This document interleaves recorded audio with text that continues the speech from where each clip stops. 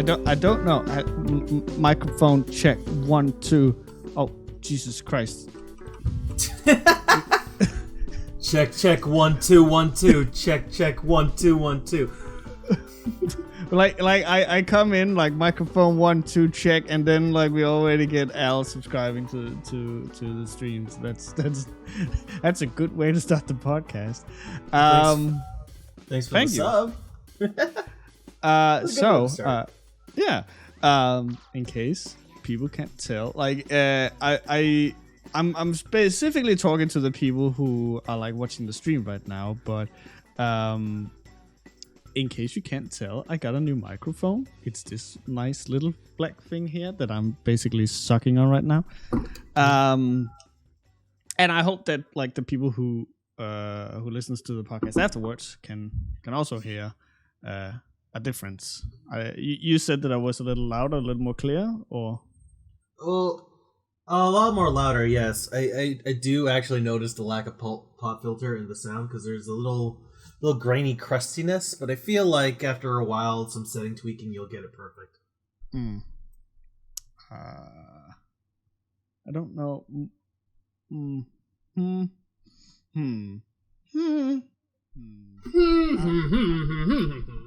I don't know. Like there's a bunch of shit here, like a compressor, limiter, equalizer, mic gain and shit. But honestly, I'm not that good with that stuff, which is weird because I've worked with microphones for like 10 plus years now. Okay, as the moment you started saying you worked with microphone 10 years, and now it suddenly sounds a lot clearer. So I don't know what the hell. It might be like a distance you are from the microphone kind of thing. Well, now I'm being told that I'm very, very low. So, hello. It's because I went from I went from auto level to manual. Ooh, okay. So now I'm in manual. I like manual personally. Okay. Hold on. It's orange lining, which shows that like I am close to redlining the microphone. So I think like if I'm still low, okay, now we're good. Okay, great. Perfect. Great stuff for a podcast to like play around with microphones. We are nothing but the utmost professionals in this industry. Clearly. Absolutely. There's a guy who's had the same GIF since we started this podcast. You know, like I believe that when you sent me this way back when, you were like, "Hey, don't worry, I'm gonna like get it changed at some point." Yeah, and you know, now that I actually have the time, it has been on my whiteboard that I put under the how many days the rat has last been seen on my fucking board. I have the project files ready on Live 2D. The Cloudy VTuber is a thing. The issue just comes, I have to put everything together. And that is just the thing I've been procrastinating on. Honest to God, if you like know or like really figure out like a perfect good way to make a VTuber, we might need to talk, because I've been playing around with that idea for a while.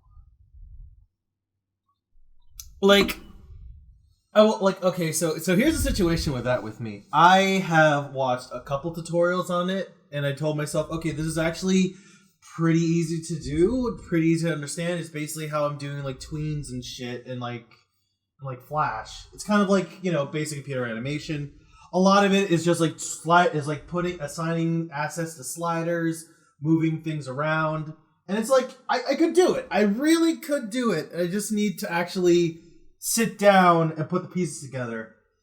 And I am like blessed beyond belief, because I have a friend who goes by the cringy name, but I love her, Cutie Nerd DX, which was the name she wrote back in 2008, but she still kept it all this time. What a fucking champion. But like I knew her back to back, and like she said, "Hey Cloudy, I made a VTuber of my Maple avatar. Here, because all the pieces are essentially the same, I'll give it to you, and all you have to do is just swap the assets around." And I'd be, oh shit, that's hype. So I have it all in place. I have just been sitting on my ass, like just waiting to do it, because like our pieces aren't exactly the same, and like it's just me being a lazy sack of shit. And I've been unemployed for an entire month. I've gotten a lot of my things in order. And, well, to be fair, a lot of my last month was taken up by Final Fantasy XIV, which we'll talk about later in the podcast. Yeah. But now I have, like, literally no excuse not to finish the VTuber. So I have it. I'm gonna try to get it next week, but do not quote me on it. But yes, this gift will not be here always. So hold it in your heart. This may be the last time you see me getting impaled in the chest. So savor it. Aww. But yeah, I was about to say, like, you say that you've been sitting around your ass doing nothing, but last time we had a podcast, I believe that in Final Fantasy XIV you were level 15 or 30, somewhere around that ballpark. Yeah, I just hit 30, and at that point, and I did actually finish the Pugilist quest. I was really stupid and didn't realize that scene where Squad pulled up was the one you were talking about, which was my fucking favorite. Yeah. Oh, okay. And now you have officially started Heavensward. So, like, you say that you've been sitting around your ass, but, like, going from 30 to fucking, like, Heavensward is, in a matter of 2 weeks, is rather impressive. I mean, I still have, like, 3 days on my sub left to go putz around in Heavensward, but although I've been talking with my roomie, and I kind of expressed the idea as, like, okay, before I actually go into Heavensward proper, I do want to do some downtime, and we had a talk, and I have, like, my goal plan for what I'm going to do. Realm Reborn, I'm going Monk, because that is my favorite class. I love it. It's fun. Same as me. Second run for Heavensward, and this is mostly because, like, my I've been pushed a lot around, like what class I should change, and I'm deciding, because it is really big on the story and it looks really cool, I'm gonna go Dragoon for Heavensward. Same See as where me. that takes me. Hell yeah. Third one, I'm probably also gonna be same as you, because you were really pushing tank, and I'm getting a lot of things back and forth, and while I'm deciding, I feel like I owe it to myself to go Dark Knight if it's only for the story, because I don't know a lot what's going to happen specifically, but the only thing I know is that the writer for the Dark Knight storyline also wrote Shadowbringers. Yep. So even though they're not connected, probably, I still think it's very important that if I'm gonna be here for the story, I'm gonna have to play that at some point. So it's gonna be, yeah.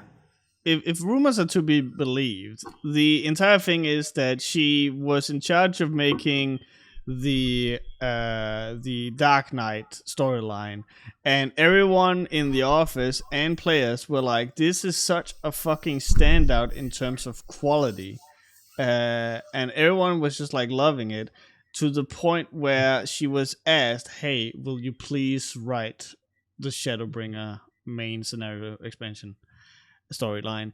And apparently she did, and it is absolutely fucking phenomenal. So I don't know, like, I can definitely see where you're coming from with that. Oh yeah, like just to, like, a quick side note, like, I kind of mentioned that that like weird comparison I made with, like, One Piece and Shadowbringers, where, like, there's an animation director who you're not gonna meet for, like, fucking 500 episodes from now, but she has her first. She doesn't have a very big filmography, but she did one episode for One Piece, and it was so visually stunning that the author and the rest of the animation team said, "Hey, we have a really important chapter coming up. I want you to make it."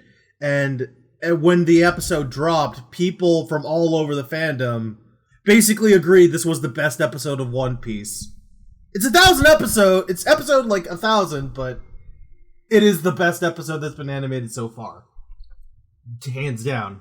And that's like how I imagine, like, Shadowbringers is gonna be. So I'm like, okay, I have my thing. Your boy's a punchy boy now, kind of like how I showed in the fucking in that one in the the channel in your Discord. I found out of just a funny little quirk. Whenever you switch classes for the first time, it doesn't automatically put on the armor if it's not equivalent. If you're level 1, so I'm just a man holding a stick in his fucking boxers. Yeah, you're fucking ready to fight God now in your boxers on the stick. Yeah, stick. I killed him. Although it's so funny going through these like early quests as like a lancer, because like part of the storyline is like, oh, who is this whelp? He doesn't look very strong, and everyone's like, don't look at him. He's gonna try to hurt you, and he like tries to stop the lance in front of you, trying to look cool. And I'm just thinking, bro, I literally fought like what 6 gods with my bare hands, and you think a stick is gonna scare me? So when my character looks... How quaint! My character looks stone-faced, and I'm like, yeah, he would be. Bro, I can do more damage with my bare fucking fists than you can with 1,000 pokes of your fucking lance. Trying to be cool and shit, bro. I can't wait to fucking give this guy a wedgie. This is gonna be fun. Put him in a lager. Yeah. But yeah, you have beaten a Realm Reborn with the post patches. I think we're gonna call them because normally you call them post expansion patches, but this is like the ground game, so just post patches. Right. And the post Realm Reborn arc right before Heaven's Word. I understand. Yeah. Yeah. And that it doesn't include the cutscene, and you have reached a point where Alphino and the rest of the team have turned British. Yes. So, okay. I've been hearing this. I knew this was going to be a thing for a while. Everyone's been writing, and like, here's the thing: I recognize Alphino's old voice actor immediately because it's Sam Riegel. He does the voice for Phoenix Wright, and I don't know if you guys watch or play or seen Critical Role, but he also plays Scanlan Shorthalt. And that motherfucker, I love him to death. His acting and shit. Although at the same time, he has the same fucking voice for every character he does. He's like Vic Mignogna with his Edward Ulrich voice. Once you hear it the first time, you hear it in fucking everything. Yeah. He's also, like, I think I mentioned it before, but he's also Viral in the dub of Gurren Lagann, which is what made me go, huh? Yeah, no, that motherfucker has the same voice everywhere. But yeah, like, I will say, I kind of like Alphino's fucking voice for like his British voice. I'm like, okay, that's fair.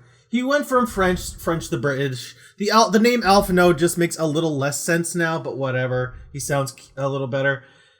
But then we go to Horse Faucet or Horschifer. I call him Riku. Horschifer. I call him Riku. I fucking hate his new voice in Heaven's Word. I'm sorry. He sounds like the slimiest, backstabby motherfucker. And, like, he sounds like a bitch. I'm sorry. At least before, he actually tried to sound like a reasonable human being, because there's not a lot in this fucking game. You can't have shit in Ul'dah, but I'll get there. But, like, it is so hard to, like, I just saw, like, the one cutscene with Horse Faucet, as Raj likes to call him. As Alice calls him, Horfarts. Horfarts, yeah. Horfarts. It's just, I don't know. I'm gonna have to get used to everybody. But, like, yes, I am officially there. I started Heaven's Ward. I got the intro cutscene.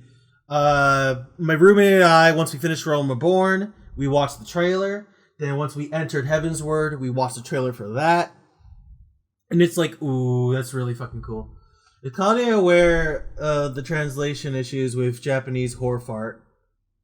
I think I brought it up to you before that in the Japanese version, Horsefont is insanely thirsty, like downright rapey for the Warrior of Light. Oh yeah, no, I know that, and it's like, yeah, you definitely see it now in the new dub. Whereas like before, he seemed like a calm, chill dude, and now he's like, let me suck on your ass. Oh no. You don't even know. Like this was always like the change of dub between Realm Reborn and Heaven's Ward, that didn't change anything. It changed his tone, but not what he said. In the Japanese version, he's actively like saying like, "Hey, you should take a bath. Want to go take a bath with me?" Like stuff like that. Like he's actively trying to get inside of the Warrior of Light. Or maybe he wants the Warrior of Light inside him. I don't know. You know, I don't judge. I don't judge. Point is, like, I see it. I definitely see it now. Before he was like my roomie who I'm playing with. We was like, he kept having to like assure me that like there's always a set of people who like him for very specific reasons, and I'm like, okay. And it didn't really click until the voice change came in, and I'm like, oh, new context. Oh my god, I hate it, but I feel like if he had that first voice, more people would fall into that. I personally love Horsefont just because like he's your biggest fan, and just like no matter how bad shit gets, Horsefont is always there cheering you on, and it's so like it's the same thing that like you see with One Piece, which we're also going to get into later, where you just have the squad behind you, just like, go on, you can do it all the time. And like, yes, he comes across as a little like too much at times, but honestly, I just love that he's always there. I mean, considering what happens at the end of post Realm Reborn, we need a little Horsefont in our lives. Horsefont. I'm gonna just keep saying Horsefont because that's what I heard first, and I just can't get out of my head. Or I can call him Riku because the moment I saw him, he had that same fucking Kingdom Hearts ass haircut, and I just referred to him as Riku for the majority of the game. That's fair. But oh god.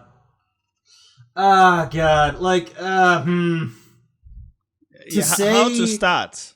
How to start. Cause you finish Realm Reborn on a decent high note. You kind of, I mean, it's your bog standard anime fight where you're not the protagonist, Sid is. Cause really the whole thing is just Sid, him bringing you there to beat the shit out of these people. Which, you know what? Fine, cool, whatever. I'm just here to clap hands with these assholes. And it's all good and fine and dandy and whatnot. And then we go to post Heaven's Word, and then we meet probably at the time... Post Realm Reborn. Post Realm Reborn, yeah, sorry. Post Realm Reborn, pre Heaven's Word. We meet, we're doing your basic quest. We're going back and forth between here and the Waking Sands and the Rising Stones. And then we meet fucking, Moonbrita, who, unabashedly, was my favorite Scion.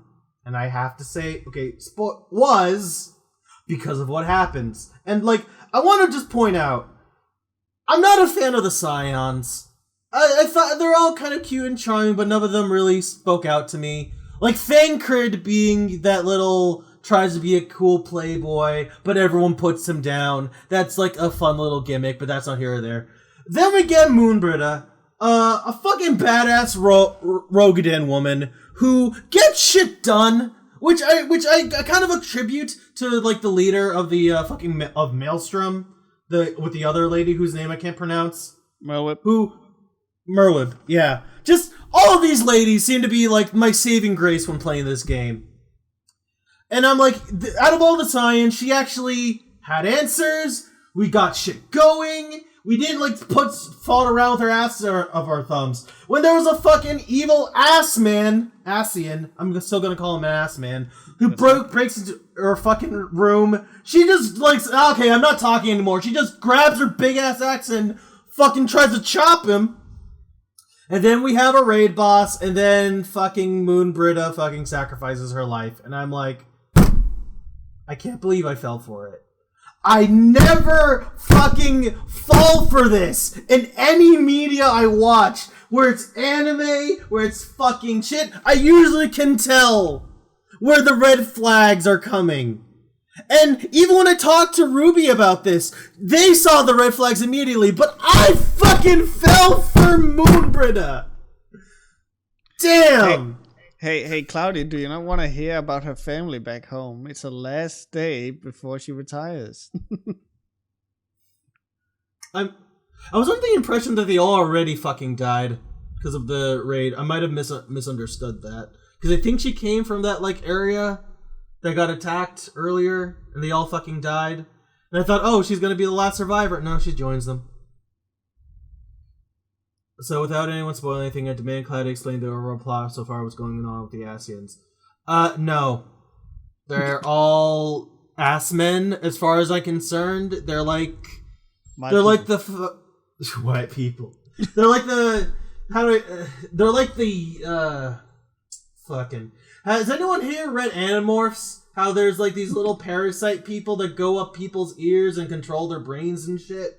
That's kind of what I see the Asians right now. They're all these little yurt motherfuckers taking over people and all this religion, and they're doing this all in the name of Zodiark, which I'm looking at this right now. You have Zodiark, the black crystal, and Heidelin, the white crystal, and I'm just basically sitting here in the middle like, oh shit, I'm in the middle of another divorce dispute, aren't I? Yeah. Damn it. They're just fighting for custody, and I have to be in the middle. Wow, this is fucking stupid again. I can't believe I have to live through this. Okay, so it's funny that you say that, because it just makes me think. The ages of Final Fantasy 14 are typically parted up in between Umbral Age and something else. I forget what it is. Crystal? I think they call it the Age of Crystal or some shit. Yeah, so like that's basically like the divorce. Like you get the kids every Umbral Age, I get them every Crystal Age. Astral.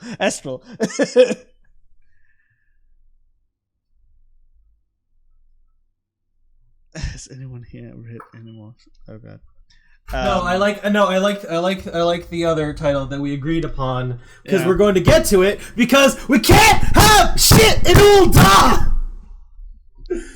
Because afterwards, so basically, real quick, the plot is essentially, the yurts are invading the asses of all these people because they're working for Zodiark, who's trying to claim custody over the realm of light, even though, according to the Age of Astral, it is now Heidelin's turn to take the kids, but we're going to have another dispute, so the entire world blows up so they can have my soul. Great, whatever. That's what I'm assuming.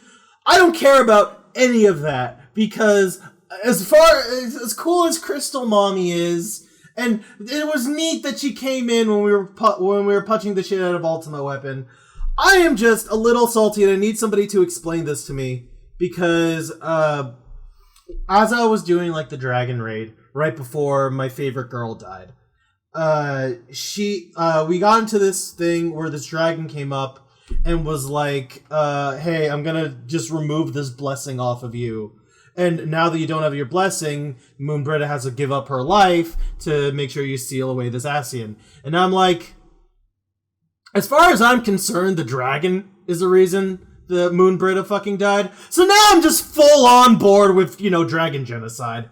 That's just me. Fuck them. I'm angry. But I'll let it slide this time for the sake of plot.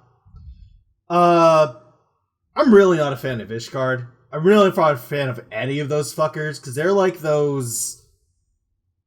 They're the kind of people who are so intertwined with, like, the law And they're like, hey, we're not going to lift a finger, but we're in such a really advantaged position that you kind of have to help us. And I'm like, you fucking cunt. Amazing stance to have going into Heaven's Word. I don't know what that means. I know the ninja lady was an Al Ra, so she's a dragon. She's cool. Fuck that little long-necked lizard bitch who's flying around as my minion. I hate him. I hope I can eat his flesh. Mikasoma? Midsummer, I think his name is. I don't know what the fuck his name is. Yeah, I think it's the hold on, let me. It's like a Viking pronunciation, and I have no fucking idea. It's Mika's Orma. It's the world serpent. The world serpent, yeah. Fuck him. I will admit, I do need to rewatch it because at the time I was doing the raid, I was in a call with my friend who has been kind and letting me enjoy the story, and this level 90 person who will not shut the fuck up about the story despite the fact I'm trying to watch the story. We're gonna call him Biscuit for the sake of this, and to be fair, they do an amazing job trying to sell the story to you, how good it is, and how great it is going to get later on. And they talk about how they're, like, especially massive fans of Shadowbringers, and they're the ones who kept professing about the whole legend of, like, of the writer for the early Dark Knight writing. Because they were talking about, they started off as an Adrologian and they loved the way they played, but now they kind of, like, with all the changes in nerfs, they don't feel the same anymore. So they just went to Dark Knight and they're like, oh my god, this is such beautiful Jungian psychology. The shadow, blah, blah, blah. It's really, we deserve better. And I'm like, okay, cool, yeah, sure. And they're doing this while I'm mid cutscene. And I'm telling them, can I watch? And they're like, but I have to explain. And I'm like, okay. So I will admit, I'm getting to a point where I'm hearing so fucking much about Final Fantasy XIV ahead of time that my expectations are being ballooned, and I'm getting a little bit of salty burnout. Because again, my reaction to Moonbrita wasn't as much of a fucking shock and pain as more as it's been very... How do I put this? Like, I described this to Ruby yesterday, but it actually took me out of the game. Not because, like, I thought it was bad writing. Like, it was probably... Like, yes, Moonbrita was essentially fridged. But it is kind of one of those things that has to happen to put you into where you are in Heaven's Word. You kind of need that whole... You're on that hero's ride, and now we need to knock you back down, so you start back from zero. And that's things have to fall apart. Exactly. Like, and I was expecting that, and I could do that. But, like, the moment she died, I just immediately, like fucking that, knew where we were going. It's like, oh, okay, here we go. Everything we were working for. Fucking Nanima's gonna get assassinated. Boom. I'm gonna get betrayed by all the fucking crystal fuckers. I forgot the... Crystal Braves. Crystal Braves, yeah. Yeah. They're... Boom. Like, everyone who I either care about is going to sacrifice to me, and I'm going to be fucking alone. I'm like, boom, boom, boom. Alphino, he's probably going to get betrayed, and he's going to be just thrown into the same wagon as me. And out of everybody in the Scions, who I'm going to be left with, it's going to have to be that pointy-eared, knife-eared bastard. And, of course, it's just everything kept going down and down. We got, like, the Lalafelds mugging being... Oh, smug bastards with the law. And at least we got diced potatoes out of it, so that was funny. But, like, I'm a little salty that, like, he died that way, because I'm like, it couldn't have been Dorito that got cut in half. It had to be that fucker. Because you were talking about earlier in the middle of post-Realm Reborn, that this motherfucker's whole ambition was trying to uncover the Omega weapon. And I'm like, oh shit, that's gonna be so fun. Is that what we're leading up to for the end of this? I'm gonna have a cool boss raid? Let's go. And then it's just... And we talked about fucking the raid for that one ass man I was fighting before Moonbrita sacrificed herself. how this was the first time I got a chance to do of my first level 3 limit break. And I was going to, and then a Dark Knight, and then a Dark Knight popped it before I could. Like, the boss health bar was so fucking small, I couldn't fucking taste it. And it's like, oh, we need to protect from the damage. And I'm like, okay. So real quick, I'm just gonna fucking elbow my way in here because it's been hard to actually comment on anything because you've just been bang, bang, bang, bang, bang. Yeah. So real quick about Biscuit, cut him out of your life. No. Yeah. Okay. not cut them out of your life, but ask them kindly to please shut the fuck up. Because Final Fantasy 14 is not without its flaws. The whole like thing with young psychology, as a guy who cares a lot about psychology, and you know this, and who has an education within it, I haven't seen any signs of prevalent young psychology within Final Fantasy 14 as a whole. I don't know where they're getting that from, but that's neither here nor there. But the problem is that like there's this whole ballooning of your expectations can definitely hurt your overall experience with the game, as it's something that I have personally experienced when I've been reading through Vinland Saga, which is just like I've been told that it's like up there with Berserk and Vagabond, and I could not disagree more. So like definitely ask them kindly to like seriously, ask them not to do that. It will effectively ruin your experience, because I've been telling you that okay, this is where like they like with Heaven's Sword, it's where they kind of like they find their rhythm, like they get the ball rolling. It feels like this is where like they like now they know what they want to do, and and at the time like now they have more of a budget. They have time to like probably scope this thing out and plan it and stuff like that. But when I was going into Heaven's Sword, I had people in no like short amount just constantly flipping the fuck out about how this was the like second coming of Christ. That it is like the best written fiction known to man, and it's not. It's good, but it's not that.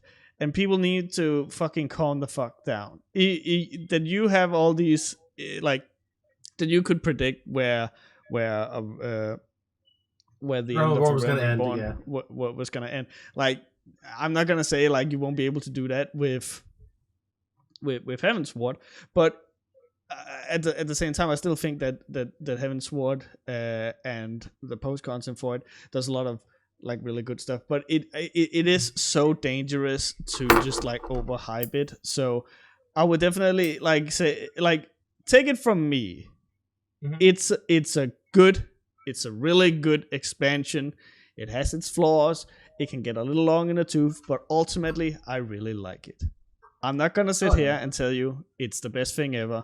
I'm not gonna say here that it revolutionizes writing. I'm not gonna sit here and claim to you that it's the best thing that Final Fantasy has ever put out. There you go. Yeah. No, like so. I do want to just like point out my friend Narumi has been like the most accommodating mentor going through this game because it's so great. She is patient as all hell. She lets me watch all the cutscenes. She reminds me all the time, listen, I don't care if you're in the middle of a raid and like the cutscene is going on and then like everyone's gonna try to fight without you. Just enjoy the story. And I do that, and it made the game a lot more enjoyable. Because I will say, my biggest gripe about the game from like a mechanic standpoint, the fact you have these cutscenes mid-raid, even if it's your first time, I feel is a bit because I get you want to make it seem cool, but like also it's a raid. Other people have done this, and you're gonna have these players to like jump around. And then like there was this really hilarious part. We were doing this little like dungeon where we were saving that leader of the sprites, and I'm in the middle of the cutscene. And it was showing how this big fucking scorpion motherfucker was coming down from the ceiling, and the Ascian was like summoning him. And then as soon as I'm out the cutscene, and I'm like, oh shit, okay. Okay, so I'm gonna tell you right away. That is something that they very quickly do away with. The part where you're in hanging out with Sid in those two like dungeons there. They are the only ones that have an unskippable cutscene like that, and the other dungeons later on will have all of the important cutscene stuff before, and then maybe they will have like a cutscene that like introduces the boss, like where they come in and be like, "Ah, I'm strong," and then like you fight them. There's not a lot of talking or anything else, so luckily you don't have to Okay. worry about that going forward. Okay, I'm really glad, like, as far as things go, because, like, it was, like, here's the thing, I don't skip my cutscenes. Remember when we were talking about, like, we were doing that part, I was doing, like, that one-on-one fight with that one guy, which you didn't even know was a thing, but, like, I never knew you could skip the cutscenes, so I just let them play out, but that didn't really bother me, because I used that time to, like, okay, here's what I'm gonna do. And I love that it was so, quote, I'm gonna call it hard, because it's only hard because you're stupid like me until you've learned the mechanics. It's like, oh, instead of running straight behind him where the damage overlaps, just tank the hit to the side. And then he's a bitch baby. And I'm like, damn, I learned a thing. It's like when you get your ass kicked in a fighting game and then you just have that idea like, oh, that's how I beat this. And then you fold them like a pancake. Or an omelet. You fold them like an omelet. You don't fold pancakes, you flip them. But it's like, honestly, none of that bothered me. Honestly, I had a genuinely really fun time. Really nice and wholesome time just like going through the game. Honestly, for all the people warning me that Realm Reborn was going to be like the weakest part, I'll definitely admit it probably is, but it's legitimately good in its own right. It's solid, it's fun. The only time... Oh yeah, go ahead. I was about to say, and I think that like on that note, just because like with the whole ending of When Reborn, like the post content, you have been very critical, very loud, and all that stuff. But I know this, but maybe it's important for the viewers to know that like despite all these things, you do not dislike of When Reborn. Am I correct in that assumption? Oh yeah, definitely. Actually, like I don't like. Okay, I don't hate it. I don't dislike it. I genuinely have a really good time with it. Like, for as a lot of people warning me as how rough it's gonna be, as far as like a beginning start was, I just had a good time. Like, I want to put this in perspective. When I go into MMOs, I come from a game like MapleStory, where the story at the time was like, hey, we have something in the background, none of it matters, do your own thing. The term MapleStory used to mean you make your own fucking story. And that was the appeal. That's what I thought all MMOs were going to be about. So me going into an MMO and like absorbing the writing wholesale is a lot. But because I know it's a big appeal, I'm giving it the fair due it deserves. And that's why I'm going through this a lot. What's the word? I'm not criticizing every little thing, but I am willing to say if I find something's wrong. And as far as the issues that I have, a lot of them were just like, quality of life things, like the cutscenes mid-dungeon, playing with controller. There's like a little features that are a little but like I basically fixed that for myself. I will say the only time I started being like really critical about this was during the ending of Realm Reborn. And I do want to attribute a lot of it to the overhype I've been getting, especially from Biscuit. But like again, like I was only with one call, Biscuit, and I talked to my roommate about it, and we were like, yeah, sorry about that. I did not. They want me to like be more involved with like more people, because a lot of the times we were just doing these in one-on-one calls. But this was like one of the first or second times I was in like a group chat, and without fail, there's always going to be some person just taking control of the entire conversation and just talking non-fucking stop. And I want to point out, like, I have my own really personal bugbear when it comes to this, when it comes to like writing and stories and such.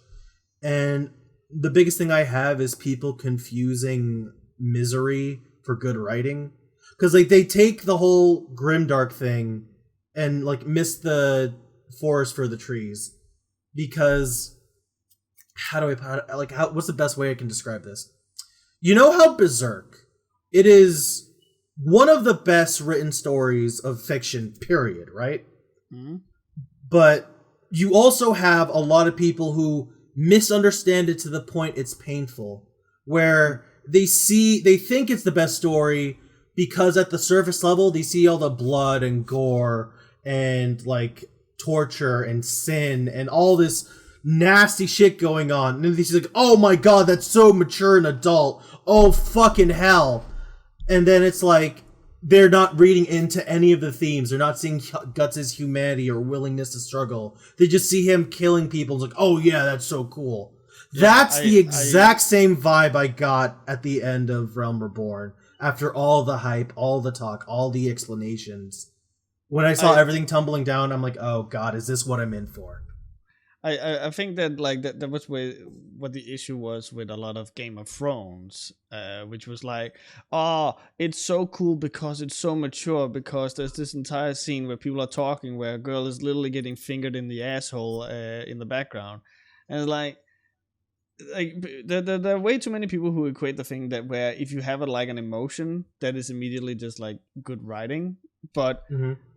I will definitely say, and I think that's where like my biggest gripe with something like Nier comes from, is that it will instill a feeling of shock, disgust, or sadness in you, but it will not like root it within you. Like you will feel sad, but then like that sadness will go away. And it's not like anything that kind of lingers with you. The things that like linger with you with good writing is the stuff where it's something that you can reflect on yourself, or maybe like, oh, you will never be able to let go of this one moment. There's this the jump scares of emotional writing. That is the perfect way to put it, honestly. Yeah. I remember I have a book called Extremely Loud and Incredibly Close, which is it's also a movie. I can only recommend it. It stars Tom Hanks, but it's about a autistic boy who is on the phone with his dad during 9/11, and in the book, the boy starts suffering a panic attack, and I feel like I brought it up before. But as he starts having a panic attack, the space between the letters starts getting more and more narrow until it all just bleeds together into like this big black mesh of letters. And like that one stuck with me because it is so different and so unique and such an interesting way of showing a panic attack. It's all these thoughts and feelings and things that you can't control all blending into one. And like that is good writing because it fucking sticks with you. To this day, I can still remember this from a book that I read when I was fucking 22 or something. So yeah, I'm definitely with you there. Like just because Nanamo got poisoned and fucking Raban's arm got cut off and all of the science are now gone and yada yada. Like people go, oh, that's so good writing because bad stuff happens and it makes me feel bad. No. Yeah. But I will say real quick, like the same thing with you have with like Mabel's story, where you're like not used to like a story having any like real significance or meaning or actually even being there. I came from World of Warcraft and I was so used to having expansions where like you beat the big baddie and then everything is peachy until the next expansion where more bad shit happens. So it was like for me it was fucking fantastic with the cutscene, as it's now being referred to, the parting glass, where like everything is just falling apart and you're like you have multiple points of no returns. Because like I was so not used to that, so it was very interesting for me, and like it's definitely something that's going to stick around with me, even as much as like we're willing to say that it's not necessarily the best writing. It's still something that is rooted within me, but just because of how different it was and how it was like, how the fuck are we gonna like move forward from this? Yeah, like I will definitely say, I think if I wasn't in a call with Biscuit, I would have had maybe a more positive thing. It's just, my first issue was just because there was an issue where, what was it? The hype. I'm sorry, like my mind is just going all over the place just because I'm just really... I came into this way more frustrated because I was getting bombarded by not only Biscuit, but like from everyone around me who were so excited that, you know, the writing for this game is so fantastic, that it is some of the best things ever made. And like the gameplay is not much to write home about, so it has to be the story. And when the cutscene happened, I was just tired. I honestly hated it. I thought it was fucking boring because I called every single beat as it happened the moment my favorite character died, because I'm like, oh, this is gonna be a game where you're gonna have these expectations, and we're gonna pull the rug under you because nobody's ever done that to you, not especially not in real life. No, it's like, I'm not saying I want escapism, but I'm like, when you have so many people praising the story, and then you get to that, and it's just, oh, so is this a game? Is the entire point that people have been getting up to is because they want to see me suffer? Is suffering suddenly the good thing? Am I just in a room with a bunch of like grimdark fanatics? I was like honestly considering uninstalling the game because I couldn't care for it anymore, because I just thought this was what I was going to be in for. That I'm gonna work my fucking ass off, grinding for dungeons, making these connections, trying to enjoy the story, and then at the last minute, because we have to have an expansion, shit's always gotta be bad, we're gonna have the big reset and drag your ass back down to level 1. I mean, you're still level 50, but essentially, as far as your social score is, you're gonna be level 1. Because everyone you care about is fucking dead. Or in a very bad place. And I feel like that was just a thing I noticed for a lot of the stories that are always touted as quote unquote the best, like Attack on Titan, Game of Thrones, Berserk, the one you're reading right now, which Vinland Saga, fucking Vagabond, where people will zero in on the suffering and not explain any of the meaning behind it. And that's what I feel like turns me off a lot of these really good stories. It's just, if I had the impression, because of all this hype and then that cutscene happens, I'm just like, if this is what I'm in for the next 5 fucking expansions, I'm not wasting $10 on this every month. I'm not wasting any more of my goddamn time. I'll just do something else, because I get enough of that everywhere else in my life. That was depressing. Yeah. I can reassure you that this is the only expansion that does that. And if I don't recall if I have done it, but if I have like hyped up the parting glass scene, it is ultimately just because of to me, like, I didn't predict it. So like the plot twist of like, oh shit, everything is going bad. It's not like because of the misery, because if I want to be miserable, I just go and read the comments for Maiden Abyss. So I'm right there with you. Like there needs to be like rhyme or reason for it. I don't believe that it's going to be spoilers that the transition between A Realm Reborn and Heavensward is the only time where it does this thing where it kind of like resets you, like where oh, you have climbed so high and now it's time to do it again. Go on.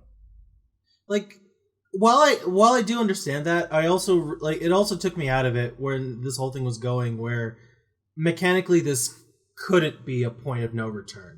Otherwise, how are you going to switch jobs?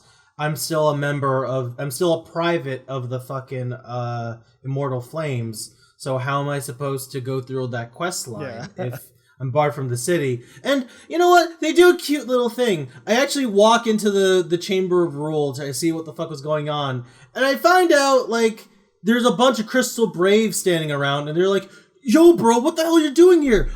Listen, I'm gonna cover for you. I can't let you be here, but, like, you can't stay. And I'm like, oh, okay. At least they did that.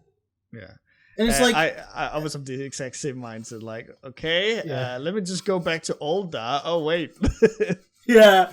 The place I can't have shit from. Yeah. But it's like, whatever. It's whatever. It's gonna be like... It's a thing what it is, but I'm just gonna deal with it. But, like, again, it's just... I think I came in with, like, a really open mindset, although I do feel that this is an example of the experience getting soured because you have people just going in and just kind of just talking their ass off constantly to the point where your expectations are so high they can't be met or they're just going to be broken. And I will say, I am going to continue the game. I am going to continue playing Heavensward, and I'm going to still keep an open mind about it because, again, this is like a game. It's special to me because my roommate and I have been playing this together. I'll be honest with you. If I had to go through 14 alone, I would have dropped it. Oh yeah, way earlier because I just can't be arsed. I have too many other things in my life going on right now, despite the fact being I'm unemployed. But you know what I mean. But my friend and I, we just have so much fun just going through this together, and it's like really fun when they watch me pick things up and have my reactions, and it's really fun for me to just like go through with them and we're like, you know, hang out, and it's great. And I'm like, I wanted to have that more of this. They even offered to pay my fucking sub, which I'm like fucking super thankful for. Hell, like because Friday's going to be my last day doing the for the sub, we're just going to spend the entire fucking day until I get booted from the server, just like grinding out as much as possible. Nice. Getting me to a good Dragoon. And I'm looking forward to that. That's why I'm having fun with this game. But I just want to point out, like I even though I don't consider the parting glass like an example of bad writing or a bad cutscene, because like from an objective standpoint, it's solid. It does everything it sets out to do. It may be a little bit clunky, but my own personal experience was just incredibly frustrated by it. But I'm not going to let me deter it. I'm not going to let it deter me from playing the rest of the game. So I'm going to put that out there. I still don't hate 14. I'm just like, I just had a bad trip because somebody hyped it up too much. And that's the thing I want to get forward. And I think from that we can kind of transition because what was it that fuck it. The way that I had understood it is that A Realm Reborn was essentially I don't know if it was a new team or something, but this was them trying to salvage what Final Fantasy 14 before Realm Reborn was. So them kind of like resetting you to 0 with Heavensward is to now tell their story, you know, like kind of where you wrap up the plot points and all this stuff from the old Final Fantasy 14, and so now after Heavensward, where everything has kind of been reset to 0, now they can focus on telling the story that they want, and so that was why I was like extra excited. But to kind of like segue off of that with the whole like not liking it but still accepting it as good writing and being overhyped, I will transition from that into I have stopped reading Vinland Saga. Ooh. Because I was bored to death. Now, it's not bad writing. I don't I can't say that, but I will say that I have definitely some very, very, I think, good reasons for being like disappointed, underwhelmed, and underwhelmed. Again, like I said, this has been like brought up as one of the 3 greats, which it absolutely like it's not. With like the ones that it keeps getting compared to is Vagabond and Berserk. And Vagabond and Berserk both have this thing where they they're very grounded, they're very real, and they focus on a lot of human elements, and they are consistent with that, and they know how to do the tone properly. Like they when Berserk is like super unrealistic, like when Guts fights Wild and he gets thrown through the fucking forest, it gets the gravitas of that because he's fighting the first apostle since Sod. So of course we have to show how fucking beefcake McGee these big huge demons are. So like that's cool. But the problem with Vinland Saga is that it will constantly flip flop between like whether or not it wants to tell like the super realistic, very poignant, very very very grounded in actual real life history story, or it wants to tell a fucking shonen manga. Because again, like I said, you will have dudes who will throw around uprooted trees with no issues. You will have like a dude with a chain who's like swinging this around and like cutting apart entire like boats and ships with no little to no issues. And then it will try and tell you how realistic it is because of like how the King Canute like took over England or something like that. And it's you can't really have both. I feel, or at least you can't. If you want that, you kind of have to have like this sub dimension where like again, for example, with something like a comedy. Or a romance manga where the protagonist tripped over his shoelaces and now he saw the boobies of this female and she's punching him so hard that he flies across the globe or something. Like you immediately accept that as just being slapstick humor. She's not actually punching the guy and like sending him through the stratosphere, but you don't have that in Vinland Saga. And the problem really arises because, again, I have been told that this was so fucking great, especially by Rojaro. And Rojaro practically never really leads me astray.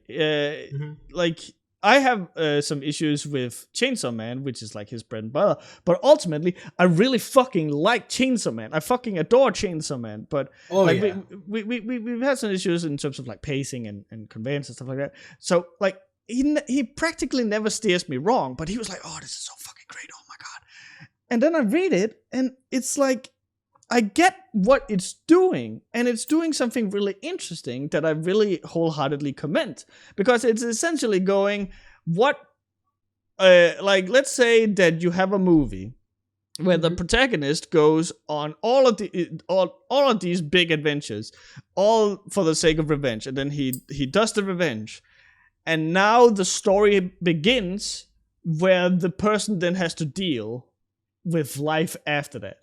Like, imagine if you would that John Wick didn't continue with like all the battles and stuff, and it instead started focusing on now John Wick just wants to live his fucking life. That is essentially what Vinland Saga tries to do. But the problem is that we have been like presented with, like, for the longest time, for like 85 chapters or something, we have been presented with this cool action, all of these like different characters. We have been like thoroughly introduced into the character of Thorfinn, only for the focus to get removed from Thorfinn and instead focus on this other dude called Askeladd. And then, like, only at the end, they'll be right, oh, by the way, Thorfinn is the protagonist. And now we suddenly have to deal with how Thorfinn is dealing with life. And by that, I don't mean that, like, it's in the same vein that you will have, like, I forget what it's called, but like the new manga with Sakamoto or Way of the Days, Sakamoto Days or Way of the House Husband, where it's like their past is kind of like catching up with them, and they're still like very capable and are trying not to be part of that life anymore. In this one, it's just like, oh yeah, all this cool action. Now it's just gone, and it's just people talking, and I get that. I understand why it is, because Thorfinn wishes to put all this violence behind him. So I get it. but you have primed me for this for these big exciting battles that now that I'm no longer getting it, I have to switch down from 5th gear to 1st gear, which I understand is like speaking Latin to Americans, because all of you guys have like automatic, which is fucking wild to me. Like real quick, like that. Like I actually looked into this. There's just like no manual cars anymore, for no fucking reason. Yeah, we have barely anything but in them. Like, it's so fucking wild. Anyway, it's going from high gear to low gear, and it's like very, very low gear. And so I was just like, it's just people talking. And so I go, all right, if we have to now just have like a story that is basically focused around the way of life, living after like all these terrible things, and finding your place in the world, which is effectively what they're trying to do with finding Vinland. I'm like, okay, then surely it's going to tell me a very focused, very concise, very structured, and very well told story about this. Because you have to have these things in order if you want to tell a story that is about conversations and humans.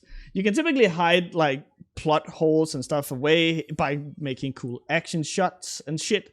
Like you and I, we have talked a bunch about like one of my small little gripes with One Piece. You can quickly like you can immediately disregard that because it's not what One Piece is about. Yeah, it's about so like but then you have like Vinland Saga where it tries to like be all this, and then like there's so many fucking, and I would even go as to say like pretty big plot holes. Like again, we talked about it in the last podcast about like the dude Life, who has been like spending his like 10 years or something to try and find the protagonist, and then he finally finds him, and it's like given a oh by the way moment. And there's also this like where they now have to travel to Greece, and a chick has like escaped from like this big royal dude and found and snuck her way onto the protagonist's ship, and there's like a big thing made out of she snuck onto their ship and then they left, and for some reason the royal guy now knows that she's on board of this ship. How do you know that? And I'm not even trying to be like super cool reviewer guy picking up on every little detail, but like they're making a specific point to tell. Oh, she snuck on. No one was there. No one would know how. Like, and she's now just there. And you can even explain it away because her mom, I think it is there to give her like a bag or a backpack. And like sent her on her way. So it's like you could just say that she told them, or like we fucking tortured her until she finally broke and said that she's on the ship or something. Like there's plenty of ways that you could explain it away. And like there was just and I kind of reached a point where I'm getting nothing. I'm bored by people like talking about all these life things, but it feels like the comic is not. It's not in a place where it's telling it to me in a way where I can really care that much about it. And again, it's not because the comic is bad. It's just because it's like it's not for me. It's really like I need it to make sense all the way through if it's trying to be this mature. And I understand that that's not like a prerequisite for everyone, but it is for me. So. I have also because like there's so many other comics that I would rather read, and like if I'm laying there bored reading this shit, I'm like, you know what, fuck it, I'm just gonna move on to something else. So I have switched gears, and you could say I've gone into 3rd gear, no, but I switched gears, and now I have started reading Yotsuba. Oh my god. Are we talking about like the little 4chan mascot, or are we talking something else? We're talking about the little 4chan mascot. Okay, so this is something I've wanted to read for years and never. It always like it's eluded my grasp. So I'm interested in you reading Yotsuba. Yotsuba is fucking fantastic.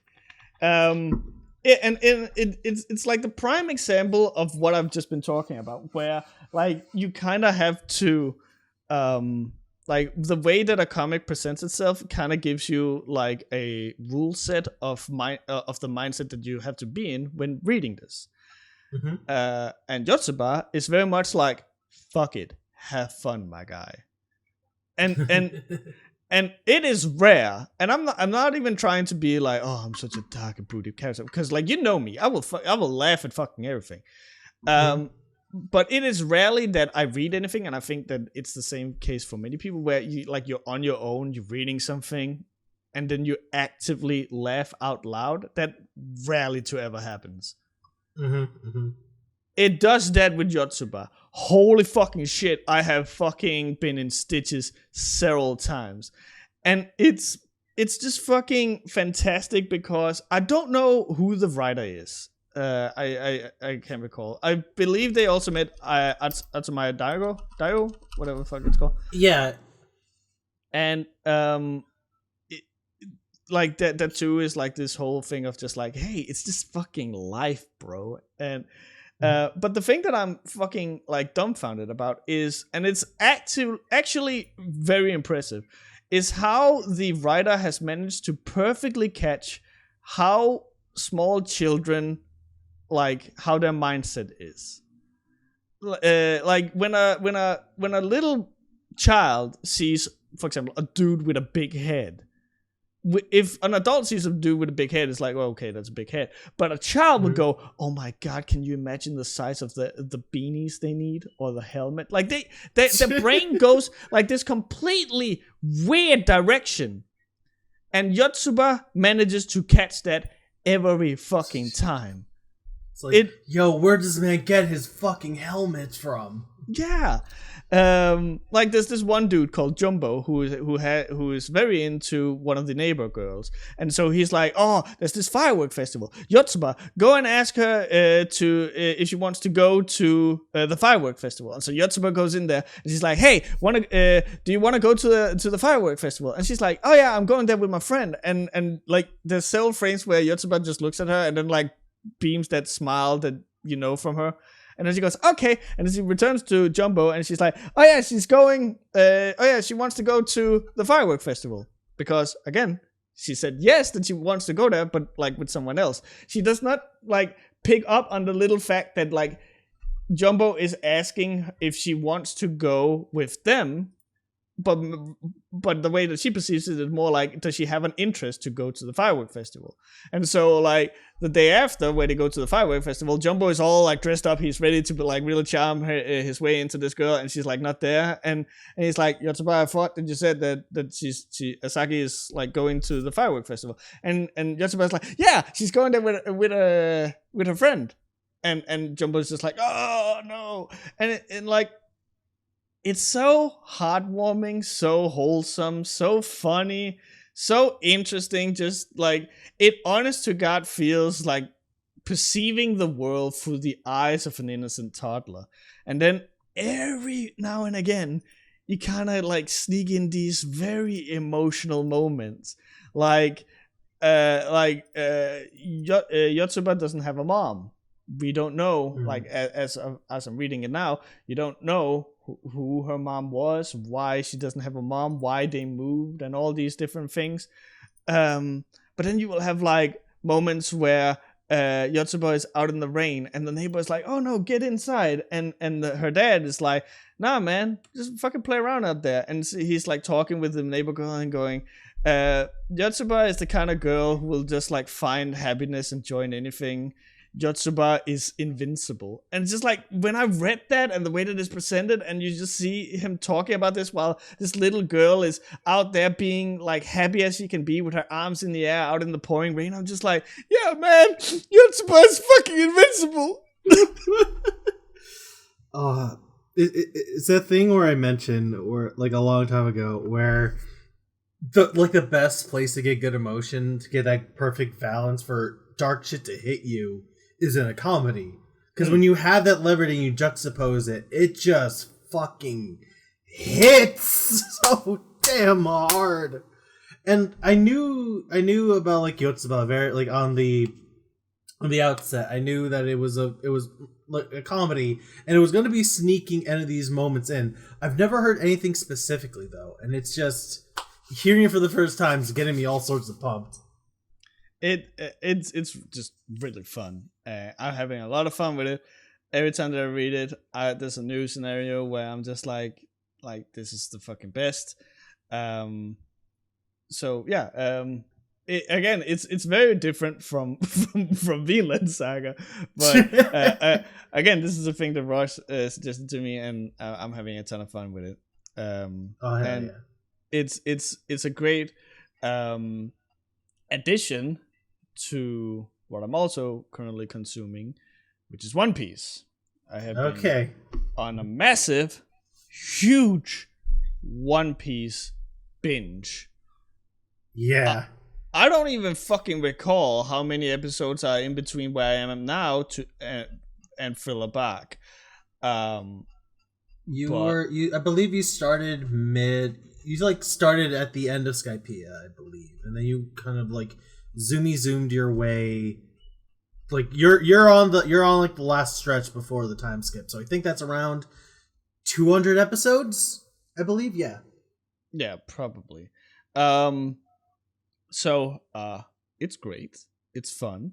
It's it again, it cannot be stressed enough, and I say it every time we talk about One Piece. It is flawed as fuck. Yeah. It's a fuck. No, it's not that. It's just that experience it as a comedy. Oh my fucking god. It is a fucking life lesson I have taken away with me from starting to enjoy One Piece as a comedy rather than an action comic. Holy shit. Especially after meeting Brook. Oh god, yes. Brook is the best. He is my favorite Straw Hat at this point. Like, no, easily. Actually, no. Even further down, he is still my favorite just because he's the epitome of that. He is happy-go-lucky, jolly-ass skeleton. But then you realize what his fucking deal is. Yeah. Like, why the man's a skeleton. But also like the moment where he's like in the hallway in Thriller Bark and there's all these like demonic paintings and they reach out for him and he's like taking his sword out of his cane and he's like and he like goes through like the entire hallway and he sheaths his sword and everyone falls down and he's like really cool and he's looking at them and then he freaks out. Oh, that was scary! like it's that thing where no, don't. Yes, it has action, but but that's like. Don't worry about it. What you need to focus on is the fucking fact that Brook had this character switch and he started screaming about how scary it was. It's fucking hilarious. Or where I'm at now, move past now, where he's like, oh, Kuma is coming. And he's like, oh, I will give my life to protect my fellow comrades. And he stands there with his arms out and is like, oh, I will give my life for you, even though I don't have a life. And then like, he knocks away. And like, he's fucking fantastic, and I have tried so hard to see if I could find a clip because that fucking found me. I was fucking dying when I saw it, where he's like drinking milk in Thriller Bark, and he's like, "Oh, calcium improves my bones." Like he like does the whole range of decibels. I love it. I love it so much. But I hinted at it earlier that you and I we had. Talked about a little beef that I had, which has now been solved. But I want to kind of bring it up just because, like, I think it's an interesting talking piece. Which is go ahead because it is a very interesting like look and take. Because definitely go on. I want you to talk about this. So like when I was watching One Piece, they reach the help me out here, Cloudy. What's the island called? Sabaody. Or some people call it Shabundi because it's based on the word for soap. Okay. Oh yeah. Okay, that makes sense. Okay, so they're at Shabundi. I'm gonna call that. And Luffy keeps being told, "Hey, don't fucking make a scene. Don't fucking make a scene." And they team up with a dude called Hachi, who's been shown before. And they keep going, don't fucking cause a scene. No matter what happens, don't cause a scene. And then some stuff happens, and Luffy is like, oh, I'm gonna fucking fix this. And he's like very loud and he's like moving his way in. And Hachi's like, bro, calm the fuck down. Don't cause a scene. Please, I beg of you. Stop fucking being a bitch. Don't cause a fucking scene, bro. And then, because Luffy causes a scene, it immediately is followed up with Hachi getting shot. And like the way that it was presented with him falling down the stairs and bleeding all over the place, I was full on ready for this dude to having bit the bullet, literally and figuratively. Like, he is fucking dead. He's not, but you know, like, dude got wrecked. And Luffy's immediate response is to escalate the situation immediately to further violence, which, you know, fair enough.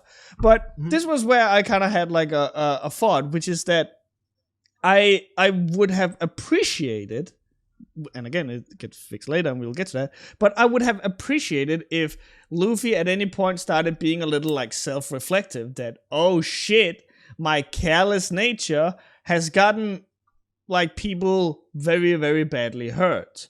Because it's one thing that like he causes a scene and then like the repercussions happens, and then Luffy can just punch his way out of it. And it's like, because like that actively reinforces the feeling that, oh, I am above repercussions for my actions. But when it effectively affects other people, like innocent bystanders and shit, like when their shit gets wrecked because of his actions, I start feeling like I don't like that part of Luffy. Like, that is a shitty thing to do, not to be considerate of other people. And so, like, you and I, we had a little back and forth about this, about whether or not Luffy should reflect on these bad things that, these bad things that he causes to happen to other people. And you did not agree necessarily with me at first. It's a very... Okay. I didn't agree on the sense that with the lesson that you were trying to get Luffy to go away with. Because when he reflects, it kind of like shows an insight into who Luffy is specifically. Because when he breaks down crying, he was crying about the fact he was not strong enough. And you were mad, and you didn't like the idea, like, he didn't reflect on, I shouldn't have done this in the first place. But that's never really been Luffy's deal. The fact that he has to be strong is so central to his character, because he kind of sees himself as, like, it's the thing I do. It's what I have to do on this crew. There's two moments in particular that are really important to kind of like speaks back to this. The first one was in Alabasta, which this was a long time ago, and like you were reading on a really shitty translation, so I don't know if you remember. But it was the scene where they were out in the business they were in the desert following Vivi, because she was trying to do her best to like calm down the situation politically. And for the first time, like for a lot of that arc, it was like the Straw Hats were like, yeah, sure, we're going to follow you, Vivi. You know the situation better than we do. You know what to do. So they all just quietly follow her along. And at every fucking turn, we found out how bad the situation is. No one's willing to listen to her. And everyone's like being manipulated behind the scenes to believe in Crocodile's bullshit. And it actually takes Luffy slugging Vivi in the face to be like, ask us for help. We're here for you. What I can do is punch out the motherfucker causing all this. And he's right about that. When Luffy gets into trouble, his most important aspect is that he's strong and that he sees himself as strong enough to take anything. And that's why he gets into these situations. Because he can't cook, he can't navigate, he can't use a sword, he can't heal his injuries, he can't play music. Luffy prides himself on the fact that he has a crew, and that his main job is very simple, is that if trouble comes along, I handle it. And this is the first moment where he got in over his head. And I did mention that, like, There was no way out of this without fucking somebody getting hurt, because you're going to find out how fucking insane they take the orders of the Celestial Dragons. If they want something, they get it without question, and they will use any means necessary to make it happen. So when Luffy went up and punched out the motherfucker, at first when it was just the Marines, it was crazy. But he could still handle it. It wasn't until Kuma and Kizaru came in and started wiping everybody, where he's just, oh my god, this is too much for me, I can't handle it. He starts watching his crew members just being taken out one by one by one. Well, he couldn't do anything. He doesn't look back on his choice. He doesn't regret what he did, because ultimately he saved Hachi and Kami. That was important to him. But he couldn't protect his crew. He wasn't strong enough to do any of this, and the one job he fucking had to handle it, he couldn't. And that's why that scene, in my opinion, was important. Luffy is never going to do actions to avoid things. He's just going to take the most direct path. And usually in this story, he's proven right, because the longer and windier you get things, you kind of find out that, like, no matter how many machinations you try to make, or how many times you try to skirt around, you're going to have to get to that end point eventually. Or you're going to be confronted with the idea that I can't handle this, but I have to. And Luffy always just goes for that straight line. Yeah. But this is like the first time he did that, and it was objectively the wrong fucking choice. He was not ready. And by all accounts, you were right. He should not have fucking done it. But he still fucked up. And this is like the first time he realized the danger of how bad he fucks up. And this kind of like plays out through the entirety of this like arc between Shabundi and Marineford, where he's constantly needing to be this pillar of strength no matter what, and he keeps questioning. He doesn't question himself a lot, but the moments he does, it's because he realizes how bad he fucked up. I don't think Luffy will ever blame someone else for his issues. He's just the kind of guy to like, I'll just punch it until it goes away. Yeah. But he will never blame somebody else for something that went wrong. He will not blame Kuma for getting his crewmate wiped out. He only blames himself. And that's just the one thing I wanted to point out. The fact if he learned shit, that would be better, but he does blame himself. I will fight that. Yeah. Well, I still, like, I don't necessarily 100% agree that, like, here he blames Kuma for like taking away his crew, but he doesn't like blame himself for starting it in the first place. That's kind of like the point that I was making. But the point where I ended up referring to it as like a Kamina moment, because like in Gurren Lagann, the entire reason why Kamina dies is because that he refuses to accept that his way is not necessarily 100% the right way. It takes the, like, his thing is like push forward no matter what, always push forward. And so like Simone learns through Kamina's death and through Roshio that no, you also sometimes have to like reflect a little on the past and look back so you can then better push forward. And so like the way that I kind of like explained it when we were talking is that I just think that this is what I have been primed to through the media that I have read, that this is like the kind of like the thing where people show off these quote unquote troubling behaviors, and then bad shit happens as a result of it, and then they reflect on it and then they grow from it. But then again, like we talked about, it becomes similar to like the discussion about like how Goku is a bad dad, where yes, but that's not what this is about. So we leave that shit for other comics to talk about, and then like he gets to Boa Hancock and he immediately goes, oh, it was my fault that these people got turned into stone, so I'm gonna do everything in my fucking power to make sure that they're like they're saved, and Yeah. and then like all of my issues were fixed, and so now we are having Luffy team up with Bond and Tim Curry to to fight. Literally just Tim Curry. I'm still fucking proud of that. Hold on, let me look at our conversation and find like the one quote I found. Tim Curry is the thing in the water that turns the frogs gay. Yes. I mean that's how you.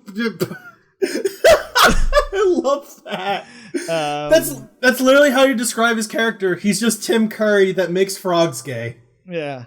What a fucking lovely character, and what a just like that entire segment is really just fucking cool. Of like Luffy infiltrating the prison, and Tim Curry is in One Piece, and like all the different levels and how we get reintroduced to old prisoners and old villains who end up teaming up with Luffy. You see like how Luffy has grown as well as how they have changed, and all of these different things. It's like really cool segment.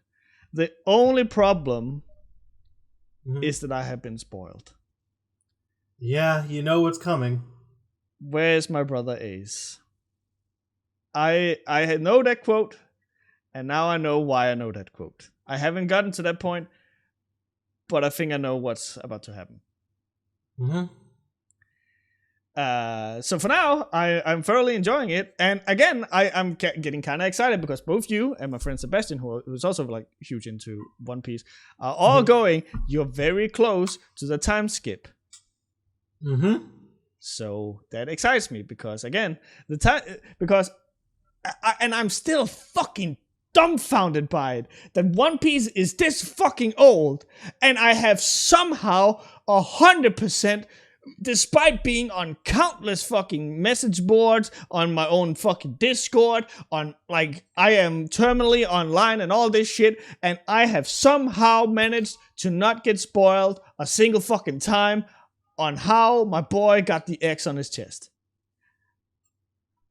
Or why the time skip happens, all this stuff. I am fucking dumbfounded. I think it was around the time, especially when the time skip happened, when people realized that no, we need to hush the fuck up. There's gonna be spoilers everywhere, of course, especially with like new chapters coming out, but it's like a well-given thing in the community where it's like, okay, you know what? Be kind to people starting through this. They have a lot, and they're basically jumping into what's essentially the longest running continuous mystery series in anime at the moment. Because there's the thing, Oda came up with that quote where he says, "It took me 25 years, but now I can start writing One Piece." That's not an exaggeration. Nah, it's fucking crazy. Maybe Alice, maybe you can help me here, because the only time I can recall where like a big fucking spoiler like this has been hidden away so consistently is actually with Final Fantasy 14. And I was hoping that Alice could help me out, because like there was a thing where like we got to like this massive piece of information and we were like, how the fuck have we managed to play this game for so long and like talk with so many people on various discords and all this shit and not been spoiled on like this one particular huge fucking thing? Because this is like something that like you would expect people in the know to want to really talk about. So how the fuck we managed to get all the way over here without that? I don't recall there's been a whole bunch, but a specific one comes to mind. Can you try and like I'm just gonna la and not look at the chat, so just say it. She's writing it to me. Okay. Write in DM soon. Yeah. Okay. That's a good one. I don't think that was the one. But yeah. I'm still just like fucking dumbfounded by it, because like Oh, when it turns out Alf and Elsa are the same person? That's a joke. That's a joke. Don't worry. Okay.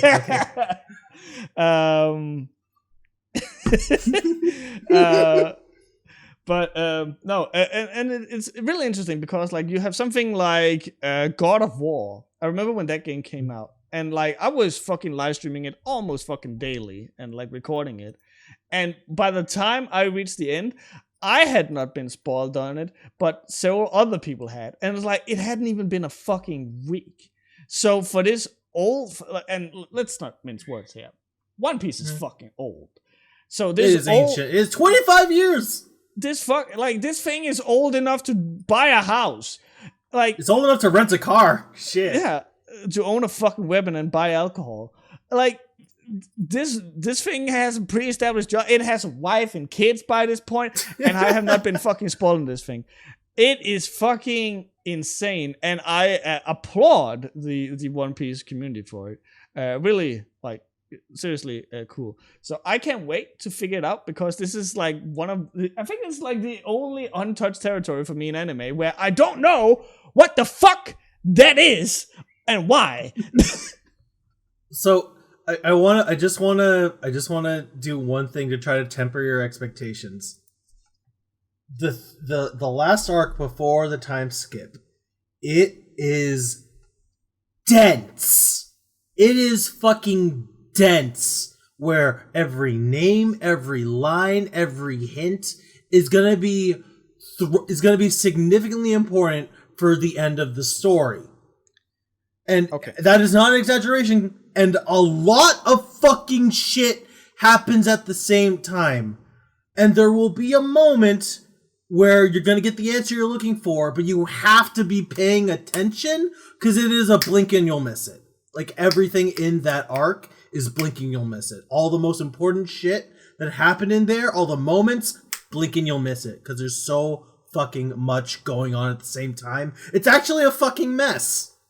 Like, legitimately, it's a fucking pain in the ass trying to read in the manga, but in the anime, they kind of make it a little harder, too. So I'm just letting you know, there's a lot, and like, pay attention for your own sake, because you might actually miss the moment when it happens. Help me out here. Like, how much trouble am I going to be in? Because I think at this point you have realized that I am notoriously bad with names. Okay, I'm gonna make this one perfectly clear. Shanks gave the hat to Luffy. Okay. And Ace is Luffy's brother, who did not give the hat to him. Okay, and Boa Hancock and Robin are not the same person. No, they are not the same person. Actually, okay, there is something I really want to get into, which is brought Oda under fire. Post time skip, Robin becomes white, and we still don't have an explanation for that. Nobody knows why. I don't know if it was an Oda thing. I don't know if it was an anime thing, but it kind of just kept going after that. Okay, I'm gonna like fucking lay on my sword here. Is Robin not white? She is. It's just no. She is. She canonically is. She's like some kind of I need to look up the races of the Straw Hats, but like she's not tan. I mean, she's tan in the anime. And when over the time skip, when she's of a lighter skin tone, it is jarring for a lot of people, and people like called and One Piece racist for it. It is just dumb. I don't know why people get so hung up on it, but because her skin tone got lightened, it made people think she looked the same as Boa Hancock. So I don't feel bad. So like, I'm not gonna make fun of you for that mistake. God damn it, Ellis. Time skips are supposed to make the characters better. I want to just put this up on Robin because I'm on her talking. I swear to fucking God, the time skip purposely made Robin worse because she could solve One Piece on her own. She's just that OP. And you'll see it later on.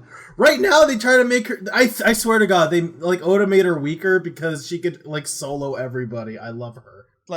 No shit. Like in fucking Eni's lobby, she's just like, oh, a fucking entire battalion, fleur and snap, and then people died. But that was some bone damage right there. Yeah, fucking hell. You say this about like drama about One Piece. I have through osmosis found out that there's apparently some drama going on about Yamato's gender. Apparently, people thought that she's trans or some shit. Okay. This is not going to become relevant, so you're going to forget about it. But yes. Okay, there's the Okamas. There's actual trans characters, and then there's Yamato. The Okama are the ones who basically see gender as like an option. They are happy-go-lucky gender fluids. Doesn't Okama actually mean like, and I hate to use the word, but tranny? Yeah, it is. It started out when that was a lot more less offensive. Less offensive, yeah. But it is just, it's kind of like what Tim Curry said. Like, it's all a state of mind. You can be whatever the hell you want to be, and I'll just help you look it on the outside. And it's like, that's basically Okama. They're gender fluid. And we have two canonical trans people who you meet in Wano. Well, technically you meet one of them before Wano, but that's beside the point. Two canonical trans people. Yamato is a hot button because Yamato is taking on the name of a male character, and as a form of disownment, Kaido. No, fuck! I spoiled it. But the Yamato's father calls Yamato his son as a form of I don't own you anymore. You're just a member. You're just a thing now. So it's like Yamato wants to be this person down to their name and soul because they're just the biggest fan of this one guy. Because trans is a very touchy thing with identity. Here's the thing. If Yamato was a trans person, the fact that Yamato is constantly being dead named would be raising alarm bells. But Yamato is not bothered by being called Yamato. So it's a very big sensitive black powder kind of issue. My stance on it, because Oda will go out of his way to tell you which characters are trans, which ones are not. Oh, really? The fucking the entire fucking crew that is walking around with fucking the most chiseled chest and jaws and fishnets? Like, really? Like, the reason why we call Tim Curry is because he just looks like the fucking dude from the song, like, transvestite song thing. Really? He's gonna tell me who's trans? Yes, he will. He went out of his way to mark the two characters who are trans, who you'll meet later on in the series. But because Yamato's identity is very entwined with a different character, Yamato isn't their own person yet.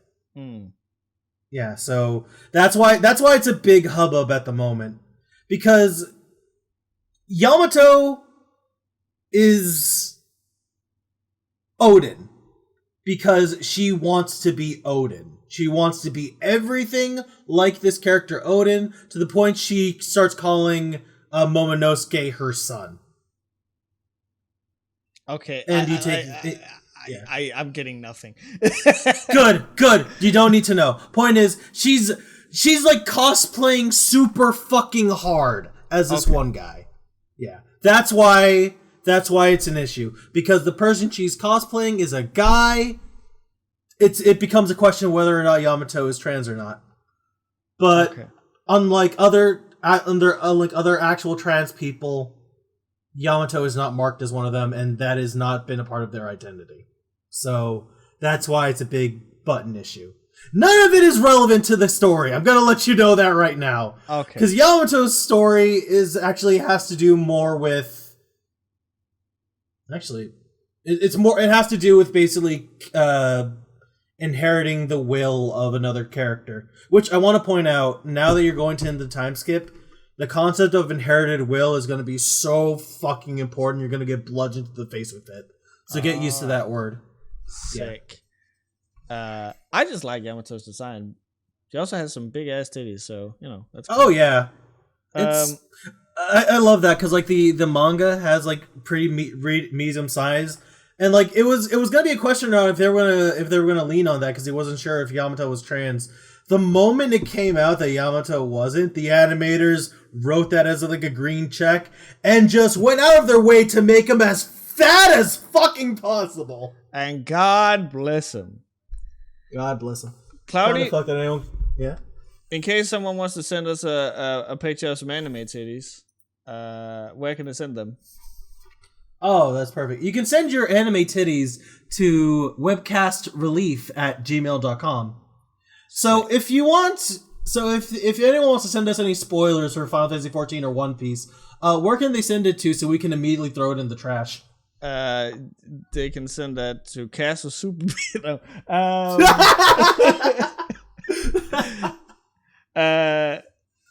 Webcastrelief@gmail.com. Okay, before we get to the first question, I just want to. Caesar said something in the chat, and I just wanted to quickly touch on it, where he said, "I don't know how to write, so I'm just gonna make my characters suffer," and he wrote that in quotations, like Rise of the Tomb Raider writers plus every other shitty writer ever. That specific game, I promise you, it is 100% a fetish thing. I don't think they're that good of writers. No, they just really like Riona. She's become the new poster child for that fetish. Oh, but yeah. First, Riona. It is. You know when you made Ben, who likes ice cream and porn of women hitting each other? Yeah. That's what that porn is called. It's called Riona. Okay. Oh, right. I thought it was a character, and I was like, "What in the fuck?" Okay. So that makes sense. Well, also like if you play the game, it's like the camera lingers for a very, very long time. Whenever Lara gets like impaled by something, and you hear her death rattle, and it's like, yeah. This is normal. This is kind of awkward. This is. You look at something, you realize, oh, someone's whacking it to this. Yeah. It's like it's again like with the water sports in Made in Abyss, where it's like there's a little too much of it. More than more than there need to be, and it can only really be a sexual thing. Yeah. Oh. But yeah, no. You can kind of tell in stories why they make certain things, if it is necessary to the story or not. But first thing is actually not going to be a question. It is something I've been asked to read because somebody wants a shout out. Okay. And the shout out they want to make is from Jericho, our good buddy Jericho. And he says, "Hey, hope you don't mind me asking for shameless plugs, but he's trying to take out Telegram sticker commissions on top of his usual character and scene ones. And he said it would be really nice if a few clients could help to pay for bills this month. And I know there's a lot of shit going down in Jericho's neck of the woods, neck of the sea. So I feel like it'd be nice to give him a shout out. Info is pinned on his Twitter, which is @beanworks_. The underscore is important. And just to be nice, I'll put a comment with a link underneath, just so you can find him. And he's saying he's also got a Patreon now, trying to form out things like posting art, short stories, blah blah blah. He's hoping we can reach out and just wants a little bit of support. So if you guys are interested in legitimately really good art, especially if you're into the furry kind of thing, it's @beanworks_ on twitter.com, and he does pretty good work. He gets my personal endorsement, and help a guy out if you're into that sort of thing. Yeah, like I said, if there was anyone I could give like a scholarship thing to, if like that was a thing that I had like the ability to do, it would definitely go to Jericho. So yeah, give the man your your patronage, or at least share it around if you can. That would be very cool. Oakley dokley. Now the first question we got here is from Shiza, and he says, "Hello. Recently, life just seems to be getting more and more miserable. So I feel like we needed another fun and little theoretical situation to put a smile on our faces. You're outnumbered. Be it zombies, the Covenant, or rabid Maiden Abyss fans, they have you surrounded. So you are alone, probably the last person left on Earth alive. Considering if you're being chased by rabid Abyss fans, I would believe it. And there's little hope for survival. But there's one silver lining, though. You have an armory with your own personal loadout. Enough ammo for a Texan wedding. Your selection spans the entirety of all fictional media in real life, and you get a selection for a main weapon, secondary, melee, and a set of armor. It doesn't have to make sense for the scenario. So, of course, your picks function exactly the way they want to in the media. If you choose Quick Lock or Ron Trade, you can Rocket Jump. You can whip out Muramasa for a quick draw. So, you are in the situation. You're in the middle of a mega zombie horde. What is your loadout going to look like? I like how this comes as a response to the world is miserable, so let's kill everyone. I don't know. Probably like for melee, I would absolutely have to have the Red Queen from Nero's sword. Probably the Devil Buster arm. That would be rad. As for guns, the super shotgun from Doom,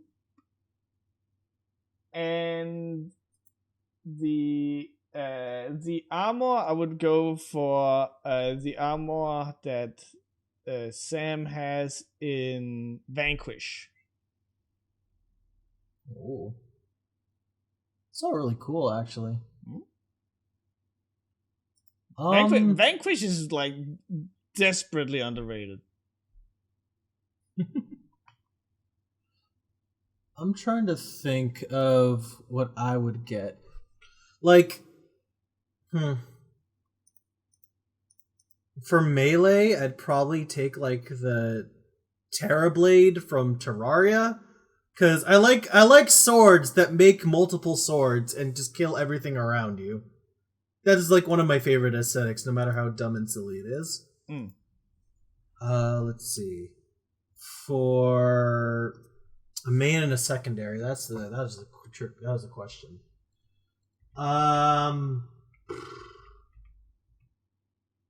Can't go wrong with a BFG. Those are always fucking fun. And you know what? I'm gonna choose.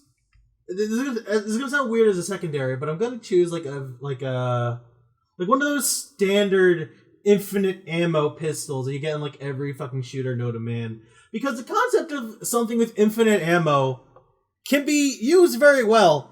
Because eventually you start like finding better applications. Like, what if I can use this to? What if I shoot something so much it starts a fire? Or if I'm just in a horde of zombies, just constantly keep peppering them down. So, little things like that. So yeah, BFG and a sidearm. Armor. Fucking... I have no fucking idea. Like... What's like the most hacks thing I can do? I don't know. I probably would have grabbed whatever meme Skyrim things I made when I was like testing out all the glitches. The one that gives you like infinite health regen, the one that gives you infinite ammo because you exploited a loop in the game system. So probably like that. I like things that are just mechanically broken to all fucking hell. No fairness. If I'm alone, I'll make sure I stay alive. Yeah, fuck it. Yeah, fuck it. It'll be like that bikini that gives you infinite life. That is what I'll wear. And because the first one was a shout out, should I read one more question or should we call it for today? One more question. Okay. First one is from Shane O'Brien, and he says, "Dear Lasse and second one. I'm silly. Dear Lasse and Cloudy, here are your questions for the week. Questions 1. As we are coming up to 1 year anniversary of Christian doing the mom incident, oh yeah, that was a thing. And I think this question is best for the time. Which Sonichus are your favorites and why? And which are your least favorites and why? Favorite Sonichus. Okay, Bundichu, there you go. Bundichu is my favorite too. Oh, wait, actually, no. You know what? Angel's my favorite only because of her one part in that one, like, Bleach video where she just comes out of hell and you're like, I fucking knew it! I like whenever I watch that, which isn't often, but whenever I watched it, I'm like so fucking angry. I didn't make it so that she actually comes out of the hole. Instead, she just comes like floating up, poorly cropped from the fucking bottom of the frame, like a fucking idiot. To be fair, I think that added to the charm with how funny it fucking was. You gotta love it though. So yeah, Angel's my favorite because she'll always have a place in my heart thanks to Lasse. I'm happy I've done more for fucking Sonichu than Christian has. God bless. And question number 2, what is the most weird and cringe comment you got in your videos? I think I can't come up with like a specific one. Okay, I got 2 answers. The first one is pretty like that is the one where I don't have a specific one, but it's like everyone who has ever like threatened me. I always think like that is such a weird thing to do. Like again, you have my address. You can ask for my address. And you can come and we can talk about this, and you can try and beat me up or whatever the fuck, or kill me. But then, like, you're officially gonna be the dude who got so fucking pissy over a guy talking shit about a webcomic online that you decided to murder them. Now who's the fucking idiot?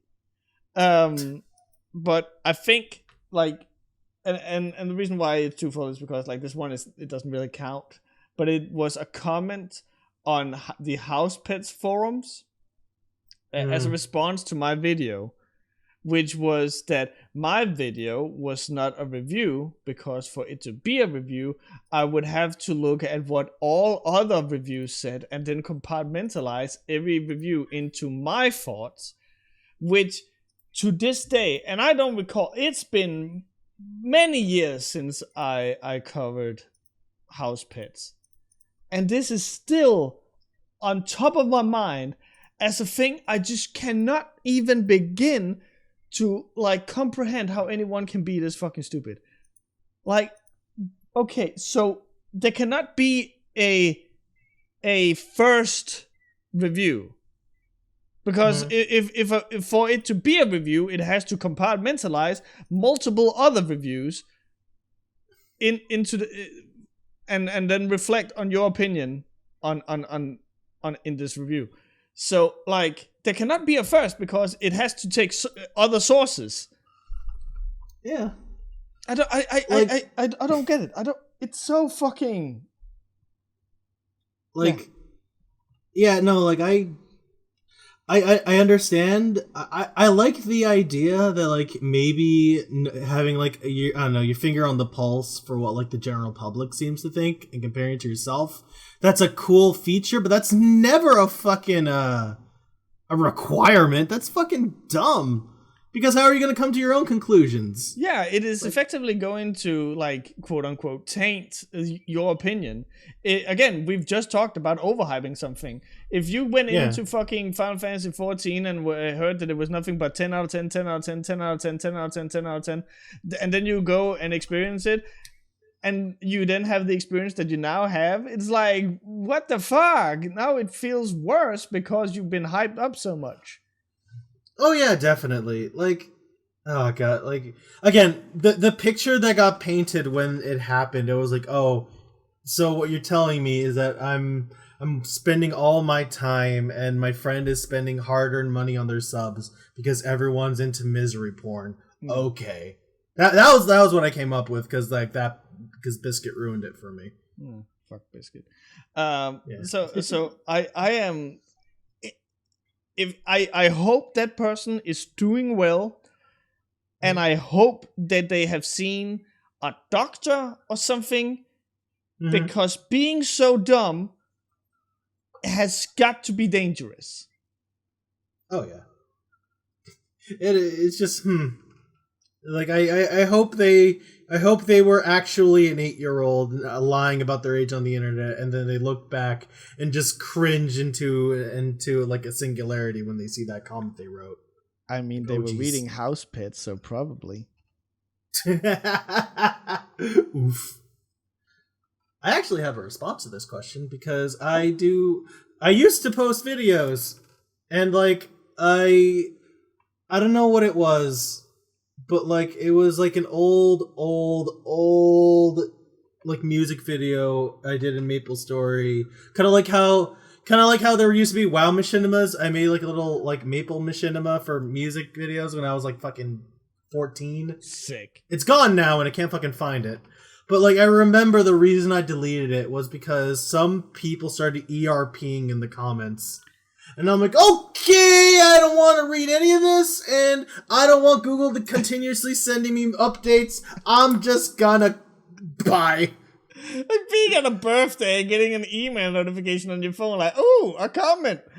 Frupping veiny. Okay, yeah, no. no. It's like, not, no. Goodbye. Goodbye, Cloudy's first music video that will never see the light of day. I tried looking for it in all my other hard drives. I still can't fucking find it. Okay, so this is gonna be a little deep cut, but before I made Webcomic Relief, I actually had a different YouTube channel which was supposed to focus entirely around anime reviews, and I actually made a video of the first episode of Naruto, and I remember I had got like, honestly, it should have warned me about like covering Japanese media as a whole in the future. But I remember people were fucking out for blood because, hey, guess what? I didn't like the first episodes of Naruto because this was before I got like cool action and shit. It was just like a little fucking dumb kid. And my god, like they had like the amount of poor grammar and like butthurtness I had over me going, I don't like Naruto. Okay, to be fair, I was much less mature than I am now, and it was like this whole thing of like, fuck this guy, fuck him with a rake and shit, like, you know, really loud, really obnoxious, very, very, very much that guy with the glasses influenced. So like, obviously I wasn't being super calm and cool about it, but fuck me, people were so fucking upset.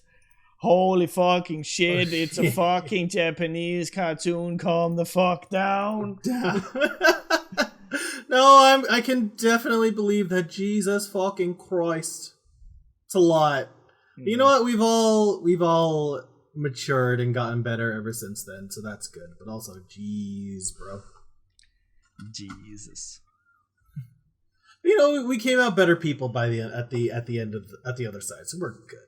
I think the best thing that has happened to reviews is that guy with the glasses went down. Like, I think it's a good thing that it existed, but it's a good thing that it doesn't anymore. It's kind of like how like the angry video game nerd like went out and just said, hey, this is a character. Y'all can't be taking this too seriously. Because you're still gonna get your like CinemaSins and like those guys taking, you know, being negative and nitpicking as a personality. Yeah. But like now it had its time in the sun, it brought us entertainment, and it gave people like a template for what to follow. But now that it's not the same thing, it's like, good, we're in a good place. Yeah, like it has done like I'm inclined to say irreparable damage just because like people are so insistent on now being like, oh, it's cool to be over analytical and negative, and I know that because I used to be it. Like you have the fucking is it Razor Fist, like the latest thing from him where Razor like, Fist, that whole bucket of fuck. Why should I read Berserk when I can read this other barbarian literature? And it's like, first of all, Berserk is not barbarian literature, and the second of all, you know, it's okay to read multiple things within that genre. Like, hey, your entire persona is built around heavy metal. You're probably listening to more than one band, aren't you? More than one song? Then shut the fuck up, maybe. Like, that whole thing about being overly critical and just being angry at everything. Oh, and I even like tweeted about that yesterday. It's like, it must get so fucking taxing. And I'm glad that I have like moved away from it. Like, oh my god, it must be such a miserable experience just to be fucking angry and upset and not able to enjoy anything whatsoever. Like, fuck me. Like, there was a fucking thing, what was it, like the Mysterious Center, where he used to do like Admiral animations and animation abominations. He had a good series and a bad series, and he just flat out said he stopped doing the good series because he couldn't find anything to talk about. And I'm like, wow, you a miserable cunt. Yeah. Like, that must suck. Obviously, like, you're still gonna have me like at once Berserk is done and all that. And done with the Sonnet things. I'm obviously gonna return to like review comics and gonna review the good and the bad, and I'm gonna make fun of the bad and all that stuff. But like, just this whole existence of being like, actually, this is he used a 2x4. It should actually be a 3x4 because that's what you like. Fucking who could fuck cares? Oh, shut the fuck up! Jump off a bridge! Oh my fucking god! I'll show you a 4x4 in your fucking face. Boom, bonk, kabonk. I'm too tired. Too fucking tired for this shit. And with that 4x4 in the face, I think we can call that a podcast. You had a good shot, yeah. Yeah. Solid 2 hours. Almost down to the very minute. So, thank you everyone for joining. We will see you next week. I think maybe next week we should... I still want to hear about your Final Fantasy adventures. And I'm probably also going to talk about my One Piece adventures. But I think that we should maybe not have like an entire podcast about that again, because that's been what we've been doing the last 2. Yeah, no, that's fine. The next thing I'll probably do is like when I finish Heaven's Word. So I'll just talk about my adventures when I finish, and you'll just talk about One Piece, because by the time I finish Heaven's Word will be the time you finish some significant arcs. So I think that'll be fine. With the fucking pace that you're moving in, we'll have to see. Anyway, we'll see you guys next time. Take care. Bye-bye. Goodbye, everyone.